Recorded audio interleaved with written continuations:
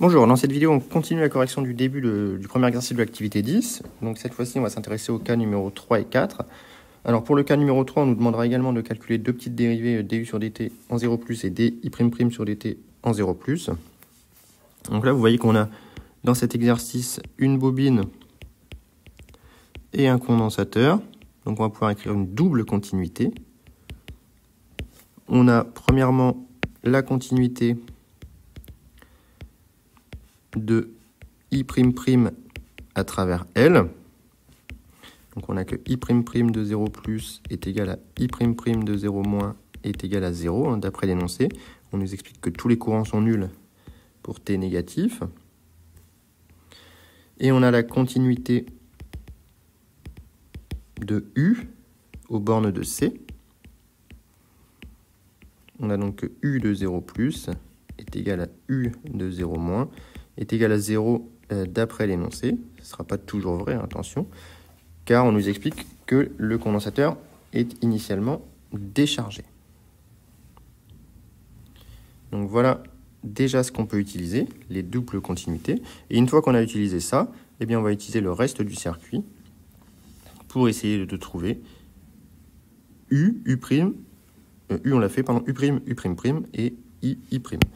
Donc évidemment, si on écrit une loi des nœuds en N, en T égale 0 plus, on a que I de 0 plus est égal à I'' de 0 plus I' de 0 plus. Or, I'' de 0 plus vaut 0, donc on a déduit que I de 0 plus est égal à I' de 0 plus.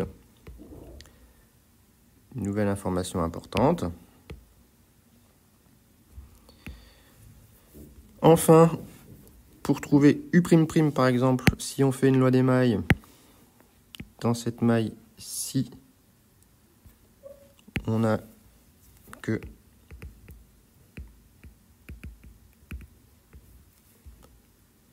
E est égal à R' de 0 plus U' de 0 plus.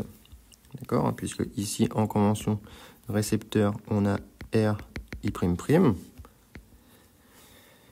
Or, I'' de 0 plus vaut 0, donc on en déduit que U' de 0 plus est égal à E. Donc voilà pour U''. Il nous reste à trouver U'. De la même manière, étant donné que U de 0 plus vaut 0, on a que U' de 0 plus est égal à E. Même raisonnement. Ici, on a 0 volt sur le résisteur, ici, on a 0 volt sur le condensateur. Et enfin, il nous reste I', d'après la loi d'Ohm. On a que U' est égal à R'I', donc on a que I' de 0 plus est égal à E sur R', et ça, c'est aussi égal, comme on l'a écrit au-dessus, à I de 0 plus. Donc, on a déterminé toutes les grandeurs qui étaient dessinées sur le circuit. On nous demande en plus de déterminer deux choses. On veut du sur dt en 0 plus et di' sur dt en 0 plus. Alors, faites très attention. Du sur dt en 0 plus, c'est complètement différent de du de 0 plus sur dt. D'accord? Du sur dt en 0 plus, c'est le coefficient directeur de la pente à U de t en t égale 0 plus. D'accord? C'est complètement différent de d de U de 0 plus sur dt qui serait égal à d sur dt de 0 qui serait égal à 0 ici. Et ça n'a pas de sens. D'accord? Donc faites très attention à ça. Donc pour trouver du sur dt de 0 plus, on utilise la loi courant tension du condensateur qui nous dit que I' est égal à C du sur dt en convention récepteur ici. Vous voyez, sur le circuit, on a bien I' ici, et donc qui est égal à C du sur dt. Donc on en déduit que du sur dt en 0 plus est égal à I' en 0 plus divisé par C, et I' en 0 plus, on l'a en orange tout en haut, c'est E sur R', donc ça fait E sur R', C. D'accord? Donc ça c'est très très important ces passages de ça. Il faut savoir faire ça. Et donc de même, d de I'' sur dt en 0+, c'est différent de d sur dt de I'' de 0+. Ça, il faut faire attention. Et donc pour le trouver, on a la loi courant tension de la bobine, cette fois-ci, qui nous dit que dans le cas de notre circuit, on a U'' qui est la tension aux bornes de la bobine, avec I'' l'intensité qui traverse la bobine. Donc on a que U'' de t est égal à L d de I'' de t sur dt.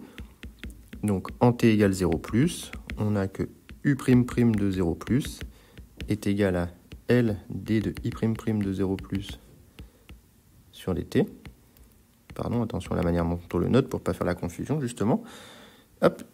Et donc on a que d de I'' sur dt en 0+, est égal à U'' de 0+, divisé par L. Et U'' de 0+, on l'avait calculé au-dessus, on avait trouvé E. Ça fait donc E sur L. Donc voilà pour les deux petites dérivées qui étaient à calculer. Ça, c'est vraiment très, très important. On termine avec le petit numéro 4, qui est ici.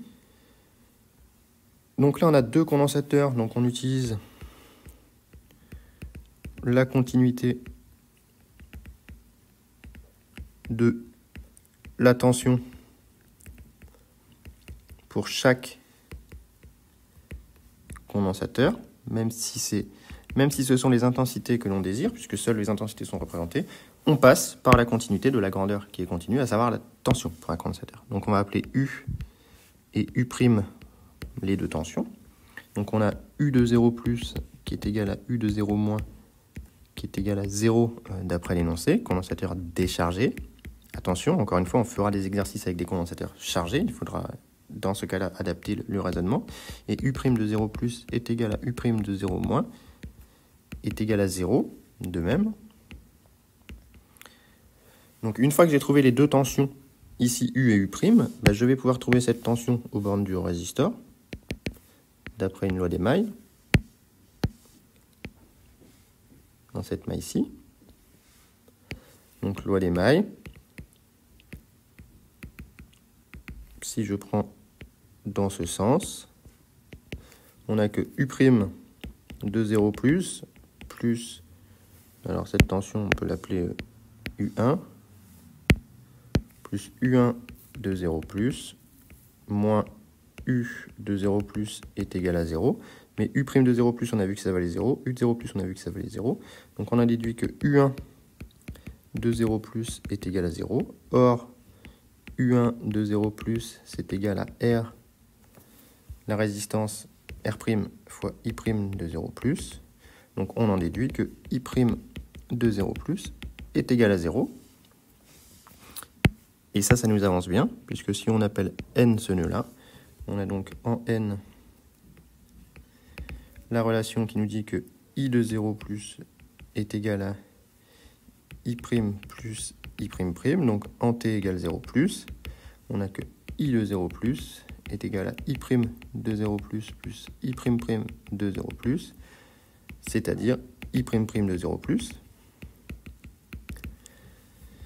Il ne nous reste plus qu'à trouver I et I''. Bon, on peut faire une loi des mailles dans l'autre maille, cette fois-ci, hein, dans cette maille-ci.